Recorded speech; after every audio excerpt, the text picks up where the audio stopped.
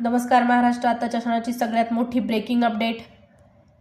बारामती विमान अपघाताचं सगळ्यात मोठं सत्य समोर. 28 जानेवारी रोजी बारामतीमध्ये जो भीषण विमान अपघात झाला, या भीषण विमान अपघाताचे रोज नवनवीन पैलू समोर येत आहेत आणि आज अशी एक माहिती समोर आलेली आहे, ज्या माहितीने संपूर्ण प्रकरण बदललेलं आहे. या प्रकरणाची तपास CIDकडे सुरू होता. CID चौकशीमध्ये सत्य समोर.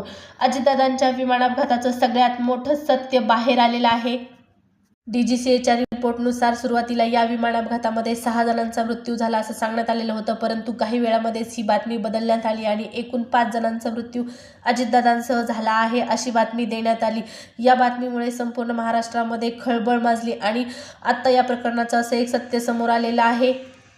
CID चौकशीमध्ये जो महत्त्वाचा मुद्दा आलेला आहे, या मुद्द्यामुळे संपूर्ण प्रकरणाला एक वेगळीच दिशा प्राप्त झालेली आहे. अजितदादांचा घातपात असल्याची शक्यता सुरुवातीपासूनच वर्तवण्यात आलेली होती, परंतु आता अजितदादा जिवंत आहेत. अजितदादा एका फाईलमुळे हा संपूर्ण प्रकार घडलेला आहे. अजितदादांची बारामतीमध्ये वापसी या चर्चा सुरू असतानाच बारामतीमध्ये राजकीय भूकंप होण्याची शक्यता आहे. पहा, दादांचा अपघात हा एका फाईलमुळे झाल्याची शक्यता वर्तवण्यात आलेली होती. दादांचा अपघात करण्यात आलेला आहे.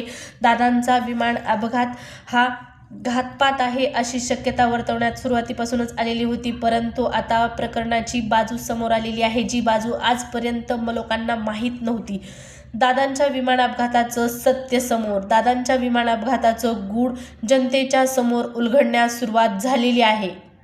कालपर्यंत या चर्चांमध्ये फक्त लोकांच्याच मनामध्ये ज्या गोष्टी सुरू आहेत त्या आपण पाहिलेल्या होत्या, परंतु पवार कुटुंबियाच्या माध्यमातून पहिल्यांदाच मीडियासमोर, पहिल्यांदा जनतेसमोर प्रश्न उपस्थित केलेले आहेत अजितदादांच्या मृत्यूसंदर्भात आणि हे प्रश्न नक्कीच महाराष्ट्राला विचार करायला लावणारे आहेत. अजितदादांचा अपघात होता की तो घातपात होता?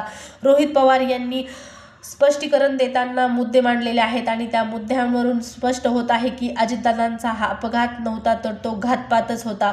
विमान अपघाताचं सगळ्यात मोठं सत्य रोहित पवारांनी मांडण्याचा प्रयत्न केलेला आहे. दादा पाण्याच्या बॉटलसाठी प्लास्टिकच्या बॉटलचा वापर करायचे, ते दादा काही दिवसापासून काचेच्या बॉटलचा वापर करत होते. त्याचबरोबर दादांनी आपल्या जवळच्या व्यक्तींना विमान खरेदी करण्यासाठी का सुचवलं होतं असाही प्रश्न रोहित पवारांनी उपस्थित केलेला आहे. त्याचबरोबर रोहित पवार हे देखील म्हणाले आहेत की दादांना ज्यावेळेस त्यांनी सांगितले की माझ्या मित्राचं हेलिकॉप्टर आहे, तेव्हा दादा म्हणाले तो खात्रीशीर आहे का तुझी आणि त्याची ओळख किती दिवसाची आहे? जर खात्री असेल तरच त्या विमानाचा तू वापर कर. अशा शब्दांना दादांना काय सुचवायचं होतं हाही प्रश्न रोहित पवारांनी उपस्थित केलेला आहे. याचा अर्थ अजित पवारांना आपल्या मृत्यूची काही कुजबूज लागलेली होती का? अपघाताची काही चाहूल लागलेली होती का?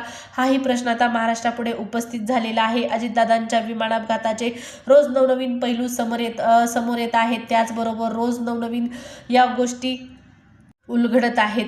जे दावे केले जात आहेत, जी माहिती देण्यात येत आहे, ती माहिती नक्कीच पडताळून पाहण्याची गरज आहे. महाराष्ट्राला पडलेला जो प्रश्न आहे, या प्रश्नाचं उत्तर लवकरात लवकर मिळण्याची गरज आहे.